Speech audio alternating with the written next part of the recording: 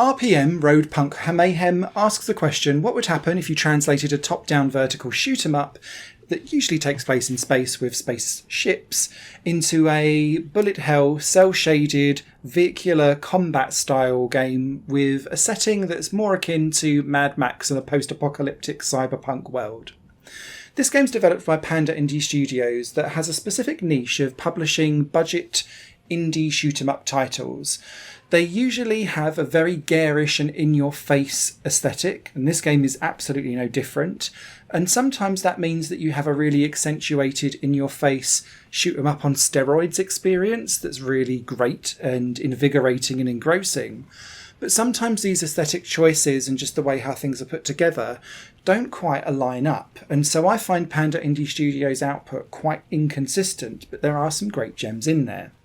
I'm sad to report, though, that I think RPM Road Punk Mayhem is not one of those gems, and I'll try and explain why. In this game, you choose from 3 pilots, not drivers, pilots, and each of their vehicles has their own unique gun. And one is just like a straight-up shooter ahead of you, one has a spread shot, and one has homing missiles, which have got a longer kind of recharge rate before the next one kind of fires out. But they give more damage. Now, in order to use these, you have to constantly tap on fire to shoot them out, and you can power them up and increase their spread or the amount of missiles that are being fired by collecting power-ups throughout the game. However, if you don't want to keep tapping fire, if you press and hold fire, all 3 of those pilots then translate their weapon into a focused laser shot, but you don't quite move as fluidly and as fastly as what you traditionally do in the game. I think this works out really well because if you don't want to keep hammering the button, then you get to still have a very powerful weapon to kind of dodge in and out of. But I did find myself slowly, as the more I played this game, actually not using that laser very often and preferring to use the other weapons because they have a wider field of attack and became more useful the further you get through the 5 levels in this game. The second key mechanic is the ability to warp and move things around so that you can teleport out of the way. You do this by pressing one button, and then you get a circle from where you can move inside so that you can quickly teleport from one area to another, either to get out of the way of a barrage of bullets you can't avoid, or in levels like 3, 4 and 5, you'll have lots of barriers flying up and down the screen that you'll need to teleport and warp over so that you don't get damaged. And you'll need to kind of do that very quickly because the time that you've got in it to move around is very limited. And the longer you do it, actually you can't move nearly as far sometimes. And what I quite like about this warp mechanic is you can't spam it because it takes time to recharge. And so the quicker you hit it, there's your field of where you can go grows and grows until it's up to its full potential. So if you keep spamming it, you can only move a little tiny bit, which sometimes can be viable as a good option to just carefully move you out of the way at the last second of something.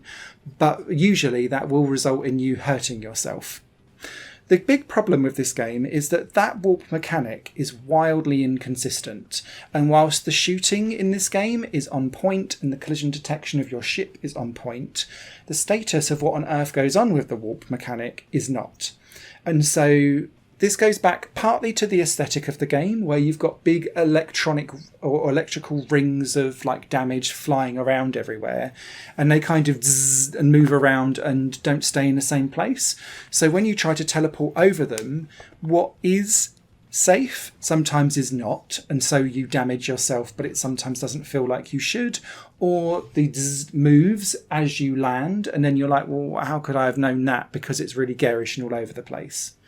But crucially, sometimes the warp doesn't make you invincible, and sometimes you just get damage anyway, and there's no telegraphing in the game what it does and doesn't give you damage when you warp. And I was getting really frustrated, particularly in boss battles, where I thought I'd warped to something new and then still got damaged anyway, even though I wasn't touching anything. And I was like, well, why is that? So I then watched the publisher stream, and they're screaming the exact same problem. So clearly there's a lack of telegraphing in the game as to what is and isn't safe to warp through or not warp through.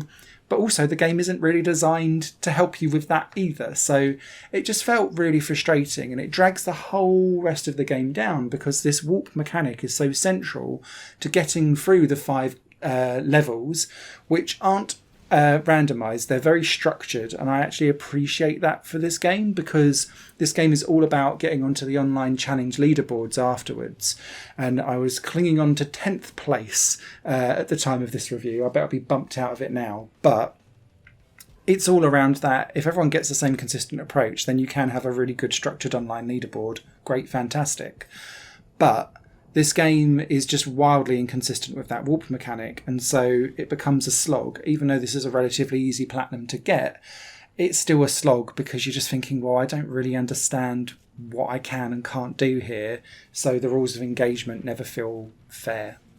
So yeah, I would recommend some of the other Panda Indie Studio games that have been released beforehand. I would say this is probably one of their weaker attempts, even though I quite like the aesthetic and the fact that this is now about cars and vehicles and Mad Maxing it in a cel-shaded environment. Shout out also to the cool rock soundtrack that is really like smashing in the background, that helps make this beefier and grittier. But yeah, we just need some better rules of consistent engagement around game mechanics for me to recommend this above really a genre completionist. Higher Plane Games is part of the Higher Plane Network, a completely independent media outlet supported by people like you. The goal is to create the best possible content that cultivates a richer indie scene for games as well as music and entertainment. To find out more and to get involved, visit patreon.com/Higher Plane Network. Your support makes all the difference, and in return you'll gain access to bonus content and downloads. Thank you for watching.